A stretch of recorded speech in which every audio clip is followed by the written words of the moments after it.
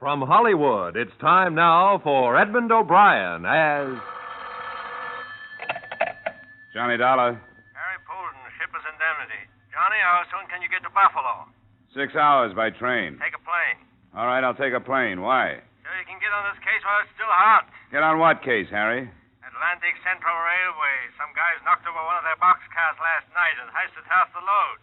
We carry a blanket policy on all their freight, so get going. Yes, sir, Mr. Poulton, right away. And watch your expense account.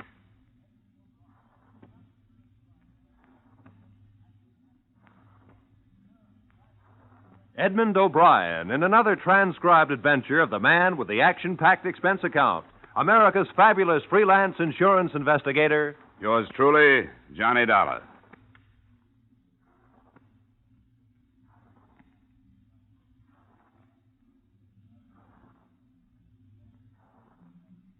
Expense account submitted by Special Investigator Johnny Dollar to Harry Poulton, Shipper's Indemnity, Hartford, Connecticut. The following is an account of expenditures incurred during investigation of Atlantic Central Railway's claim regarding missing freight, or the story of the 1008. Expense account item, transportation, plane fare, Hartford to Buffalo, $48.16, plus cab fare, $6.35 to the main offices of the Atlantic Central Railway, where a tall, heavy-set man in a dusty blue serge pulled a cold cigar from the side of his mouth and spun a swivel chair in my direction. I'm Eve Grimm's, Dollar. Sit down. Now, let me close this door.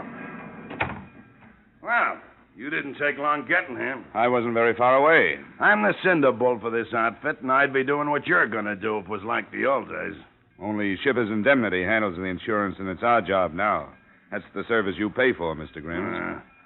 When they stuck me in this desk, I'd been knocking deadheads around for 20 years and seeing they got themselves 30 days on the road gang. Now I'm just...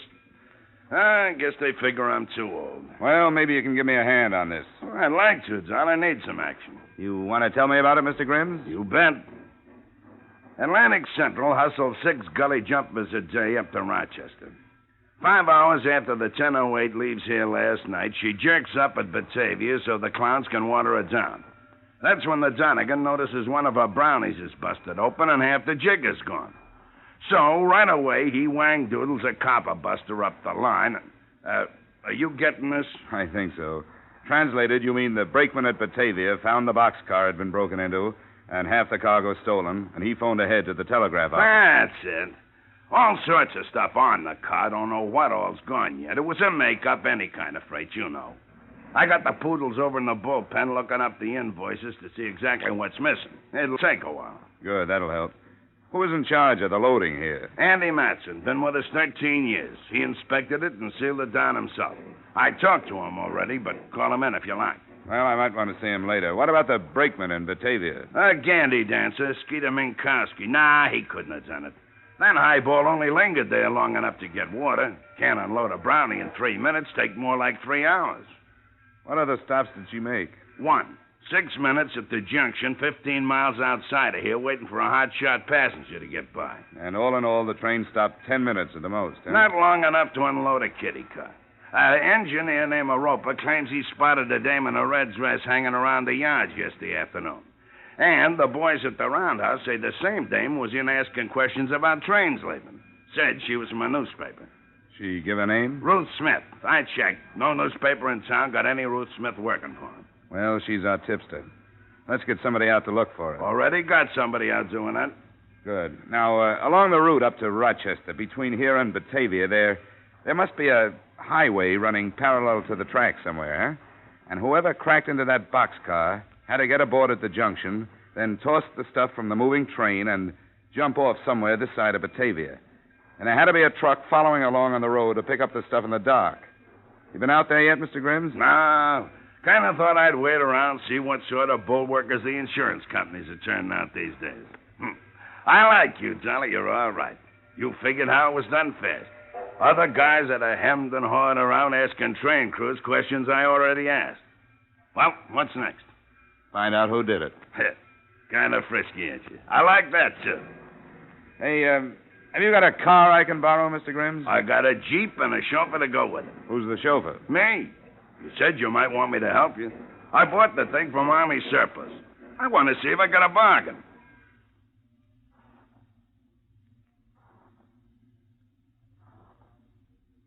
expense account. Item, $4.38 for gasoline, which went into a Jeep that Eve Grimms and I used to follow the lonely stretch of old road that ran parallel to the Atlantic Central Railroad tracks. 2 miles beyond the junction, we found heavy-duty tire marks which could have been made by a truck which could have left the road, then driven over the flats as far as the embankment to pick up freight which could have been thrown from the moving train. Following the right-of-way, we found several such tire marks at several points turning off the road, but no building nearby. Finally, at one place, we found an unpainted shanty that stood barren and lonely against the sky. It belonged to a man named Bogardus. Big truck? You're danged right I did, mister. You're dang boodly-doodle right. Woke me up, it did. Well, what did the truck look like? Do you remember what the truck looked like? Yellow. Yellow it was, all yellow. Seen it plain, even though it was night. You happen to notice the license number? You kidding, sonny? All right, forget it. But you happen to notice any lettering on the truck, Mr. Bogardus? Don't read, never learn, never believed in it. Nope. Well... Don't make no difference, though. It wasn't nothing writ on it anyhow. Oh. The trucks usually got printing on them. Dang things making all that noise. Grunting and heaving and waking a man out of his sleep. Ain't had nothing like that since the Army maneuvered here in 41. No, sir. Are you going to stop it? Well, I hope so. Good. Did you happen to see who was driving the truck? Nope. Do you know about what time it was here? Nope. Did you happen to say anything to the man? Nope. Well, do you know in which direction it went from here? Yep. Huh? They turned around and headed back for Buffalo.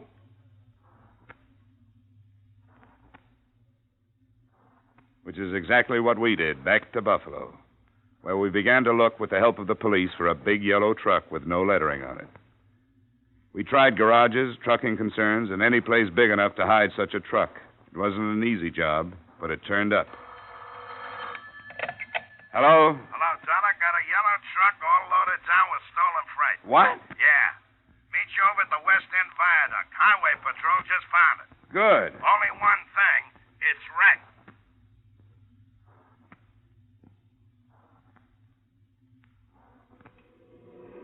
The passing motorist had a flat tire right here. He got out of his car to fix the flat and saw here where it tumbled down. Good tumble. Must be 30 feet anyhow. Yeah, they're trying to get the driver out of the cab now. He may still be alive. They're using acetylene torches.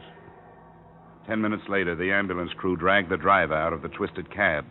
The interns worked on him for a short time, and one of them straightened up, handed me a billfold. Well, here you are. His name's Blakey. Blakey. Rick's Blakey. For the moment. He won't live another 5 minutes. Fractured skull, neck broken. If you've got any questions to ask, you better hurry.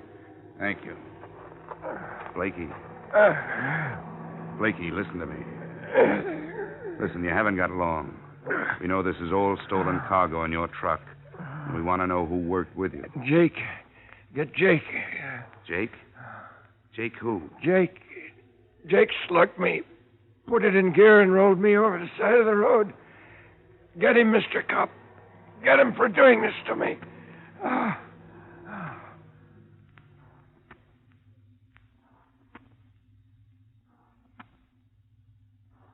I stayed around the wrecked truck watching Eve Grimm's crew stacking the cargo. And then I saw something that could have fallen out of Blakey's wallet when the intern handed it to me. It was a card. On one side was printed Horseshoe Bar and Grill, and there was an address underneath it. But on the other side was written, Jake, 8 o'clock Tuesday. He's always there.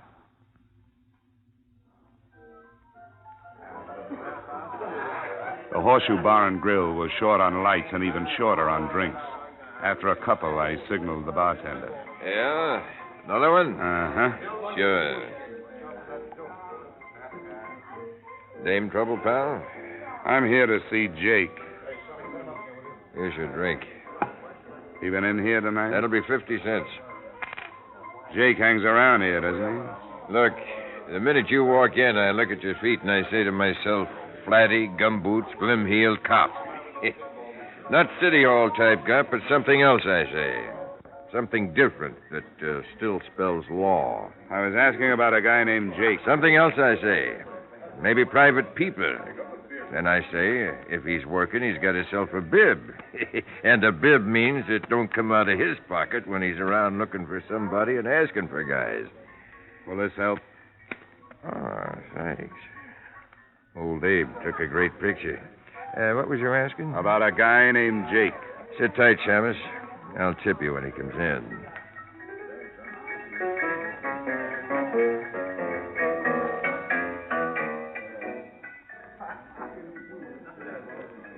An hour went by, and about the time I was wondering if I was going to be able to write that $5 off on the expense account, the bartender slipped out from behind the bar and went through a door in the back marked private.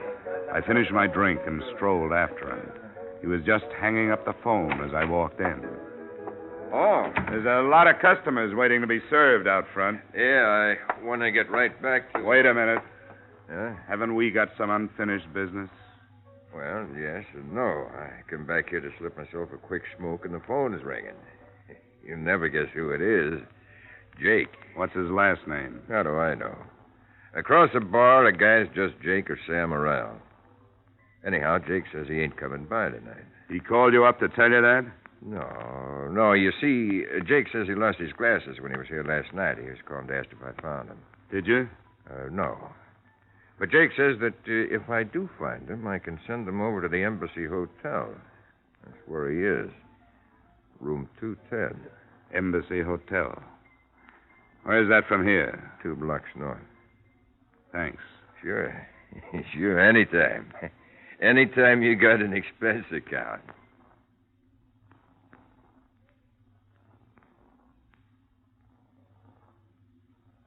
I walked over to the Embassy Hotel, and naturally enough, there was no one in room 210 named Jake. As a matter of fact, there was no room 210. But when I stepped outside and started back for the Horseshoe Bar and Grill, a pair of wide shoulders and a coat collar fell in step beside me. He shoved something against my back. Let you and me kind of turn in here. I'd blast you right here, and you know it. In the alley. I want you should meet a friend of mine. Jake? How'd you guess? Okay, hold it. Here he is, Jake. A tall, thick figure with an odor of fine cologne around it stepped from the shadows. His hat was down and his collar was up. He stood very close in front of me and asked, Why do you want me? Who are you? I'll ask you first. All right. Frisk him, Trench. See who he is. Everything became very quiet then, except for one voice that belonged to a man who had died earlier that day. I kept hearing it. Get him. Get him for doing this to me.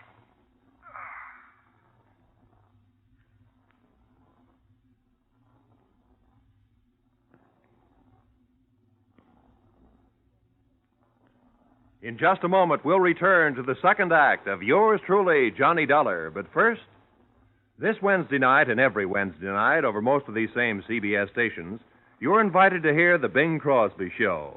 Bing Crosby with the music of John Scott Trotter, the Rhythmaires, Ken Carpenter, and of course, a top name star each week is his special guest.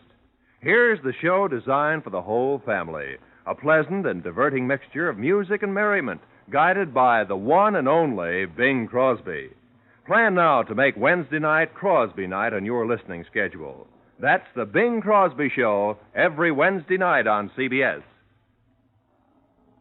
And now, with our star, Edmund O'Brien, we return to the second act of yours truly, Johnny Dollar.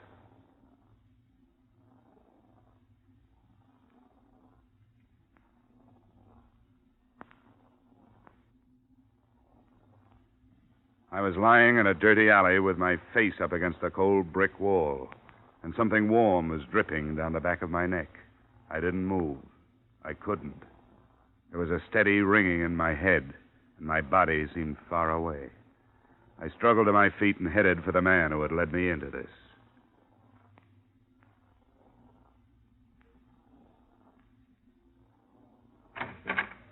What do you want? Hey, what's this all about? Let go of me. Look, I've been beaten and slugged and frisked, all because I talked to the wrong guy. I looked for you in the bar. They told me you went home. Now spit it out. Spit what out? Does that remind you of anything? You tipped Jake off that I was looking for him. Why? Let go of me.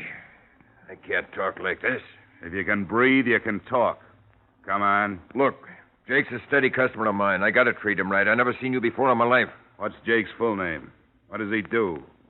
And where can I find him? I don't know. You don't know what? Anything about him. Except that he's a big black-haired guy who dresses like a bookie, Flash. He just comes in with some guys and drinks. His name is Jake Samuels. He has a sidekick named Trench. I don't even know his last name. What does Jake do? I don't know. He don't say nothing personal to me. Well, what do you think he does? Maybe he plays the horse's books. How do I know?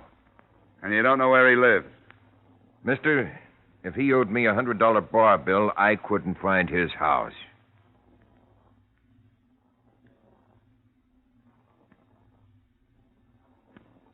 It was late and my head hurt, and I wanted to lie down somewhere. So I made for the Imperial Hotel Eve Grimes had recommended. I took a shower and polished off the drinks they sent up. Then I felt well enough to call Grimes again. But before I lifted the phone, he walked into my room with some interesting information.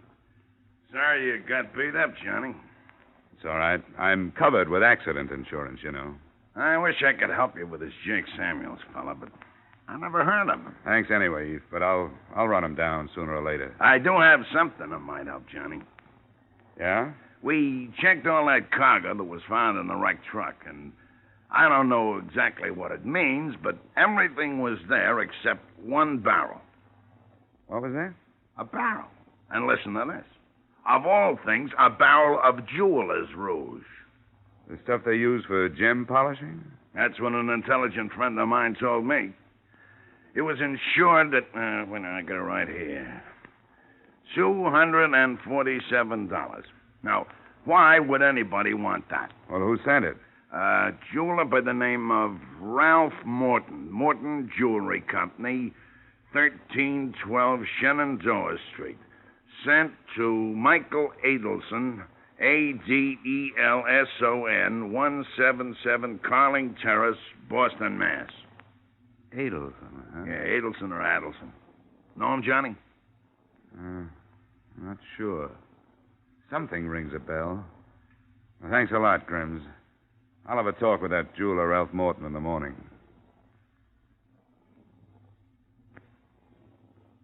In the morning, I rented a small car and started for the Morton Jewelry Company on Shenandoah Street. I found it in the middle of the block, a small, hungry-looking neighborhood jewelry store. But the most interesting thing about it was standing in a doorway across the street from it. A middle-aged man. He was a plant, if ever I saw one. I ignored him and entered the store.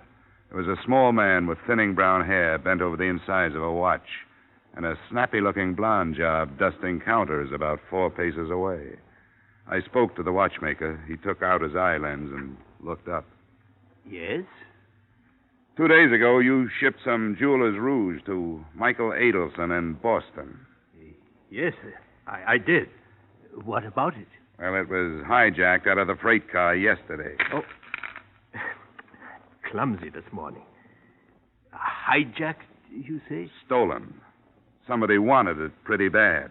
They passed up a lot of other stuff more valuable. Well, who are you? Johnny Dollar, insurance investigator with the Shippers Indemnity Company. Oh, it was insured, of course. Well, you should know. For $247. I'm sorry it was stolen. I presume your company will have to pay for it. Well, we don't mind paying if we know what we're paying for. What do you mean by that? Why would anybody want to steal rouge? I'm sure I don't know. Whoever did it went to a lot of expense and trouble, and they murdered a man for good measure. Andrea! Why must you always be knocking things down? I'm sorry, Mr. Morton. My hand slipped. Well, be more careful. You say they killed a man, Mr. Dollar? Surely they did not do this over my little shipment of jeweler's rouge. It sounds stupid, I know, but it was done. Why did you send rouge all the way to Boston to Michael Adelson when you could buy the same stuff there? Oh, no, you're wrong. This is a private formula I developed myself. I sell it to a number of widely scattered people. They seem to prefer my mixture. Uh-huh. Who is Michael Adelson? A designer of expensive jewelry. His reputation in the field is first class. Well, Mr. Morton, that's all. That's all for today. But I'll be back.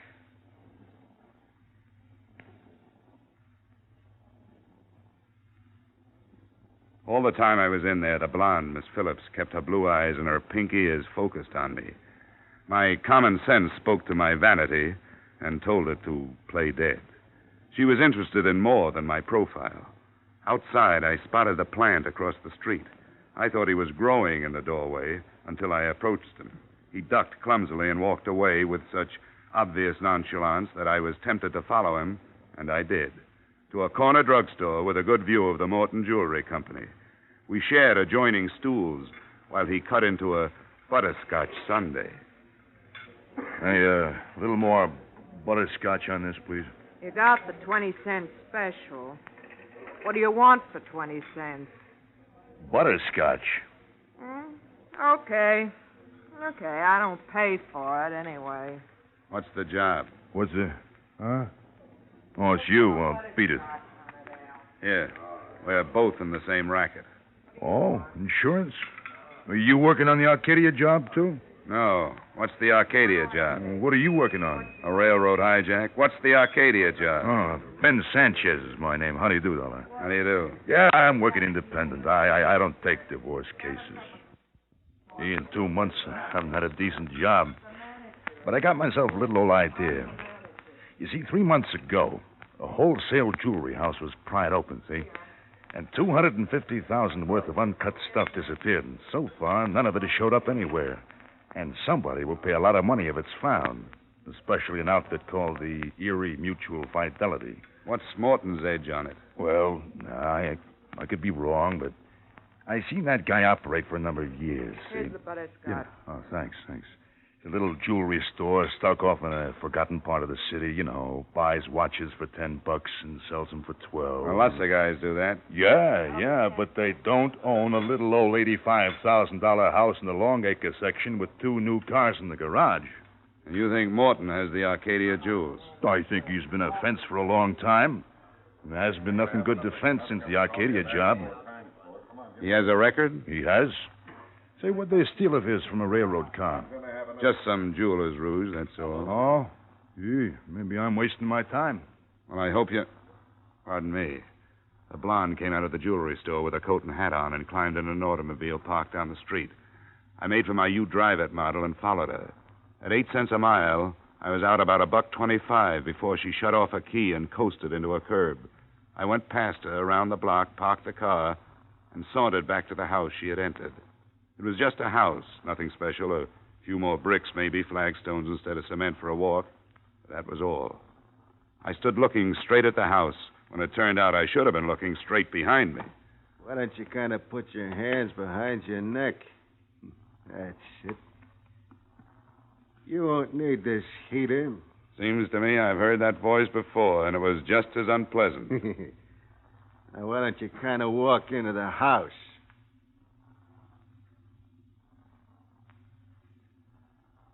I would have been amused to know that I kind of wanted... Sorry. He would have been amused to know that I kind of wanted to get into that house as much as he kind of wanted me to. We went up the walk, arm in arm. He opened the door and graciously allowed me to enter first. The living room was empty, but I could hear voices plainly in the next room. That stuff was worth more than you've ever seen before. Oh, shut up. I took a long time looking for 2 guys. Oh, what a lousy couple of chiselers I got stuck with. Hey, it's me, Trench. There's I got nobody a you can visitor. trust in this world. Hey, it's me. We stood there, Trench beaming and me frowning, and they came into the room. The guy was big, black-haired, and overdressed, the way the bartender had tagged him. It was Jake Samuels, all right, and hanging on his elbow, giving him a hot ear, was the jeweler's dame. Samuels wasn't in too good a frame of mind. I'll blast it all over town. And you won't be able to touch me, because I got protection. Now, will you shut up? I got to talk with a friend. Johnny Dollar, Jake. Yes. Welcome to my house. Just the same, it's too bad you had to come. This isn't exactly the day we're receiving. Well, I work weekends, and this is the only time I could make it. Jake will do the talking. What is it you want to see me about? Last night and the night before. Oh, you mean when we roughed you up? That and the Atlantic Central job and Rick's Blakey, whom you killed at the wheel of his truck. Then there's the little matter of your blonde girlfriend here. I saw her in Morton's jewelry shop. She couldn't possibly be the phony reporter who was hanging around the railroad yards. Or, could she? Jake, this guy really knows... Shut up. Is that all you can say? Yeah, is that all you can say? Shut up? Well, listen here. Shut up. I won't. You owe me $45,000. What are you talking in front of him for? What do I care about him? That's your worry. $5,000 for $300,000 worth of jewelry. Go on now, get out of here. Take what you got and consider it lucky. We took all the risk, now beat it. All right. All right, I'll beat it. When I come back, you're going to wish you were dead, Jake Sam. Go on, you cheap... When she reached the door, she pulled a gun from somewhere, spun, and Trench got both slugs. He dropped groaning to the floor, and I kicked his gun into a corner. Jake Samuels stood frozen to the rug, looking at the barrel of the automatic she held. The next one's going to be for you, Jake. You going crazy or something? Put down that gun. Go on. Say shut up to me now. Go on, say it. You yellow two-bit woman beater. Andrea, you're making a big mistake. No. Am I going to get my $45,000 or not? But I don't have that much in the house. Well, then call somebody and get it. Or come up with some jewelry. Yes, tomorrow. Tomorrow, I promise. Not tomorrow. Today, now. Miss Phillips. I'm talking to him. And don't you get any ideas? Look, there's only one way for you to get out of this, and that's to kill everybody in this room. If you leave me alive, I'll track you down. That's what I get paid for. If you... Can the lecture. I know what I'm doing. If you leave Trench or Jake alive, they'll get you, too. You bet we will. Oh, I'm so scared. Come on, Jake. The money. Right now, you've only got a petty crime against you. Do any more, and it'll be murder. You'll last a month, if that long. What are you getting at? Give me these two guys. Are you kidding? Turn them over to me, and I'll go the limit in helping you. I'll forget the $5,000 you got from them. The most you can get is a year in the county. $5,000 clear is good dough. What happens to them? They're wanted for murder. I'll say in my report, you turn them over to me. Maybe you won't get anything. Are you leveling? Of course he isn't, Andrea. I'm as level as a guy can get. Come on. Give me the gun, Miss Phillips. I don't know.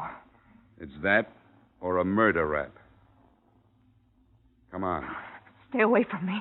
It's freedom or murder. Which one do you want?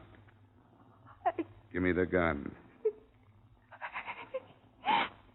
Here. Here, take it. I didn't want to do this anyway from the start. This isn't living. This is dying every day. You're lucky. You found it out in time, Miss Phillips. You know, except for the guy in the gas station, nobody ever called me Miss Phillips.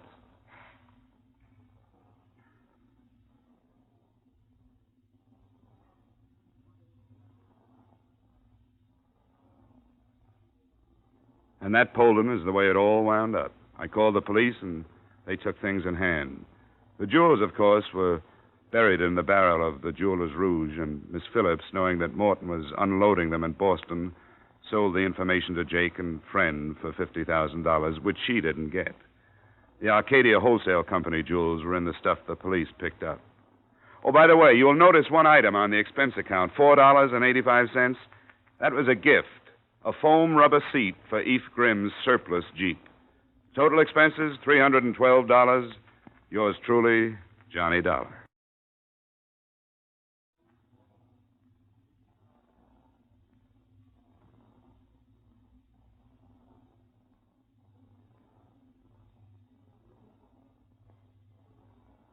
Yours truly, Johnny Dollar, stars Edmund O'Brien in the title role and was written by E. Jack Newman and John Michael Hayes, with music composed and conducted by Leith Stevens. Edmund O'Brien can currently be seen starring in the Harry M. Popkin United Artists production, DOA. Featured in our cast were Ted DeCorsia, Pat McGeehan, Harold Durenforth, John Daner, Bill Boucher, Gene Bates, and Clayton Post. Yours truly, Johnny Dollar, is produced and directed by Jaime Del Valle. Join us again next week at this same time when, from Hollywood, Edmund O'Brien returns in another transcribed adventure of... Yours truly, Johnny Dollar.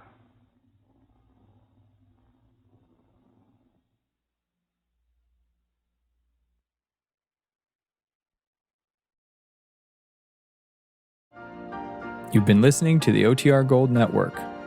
Find more classic radio at otrgold.com.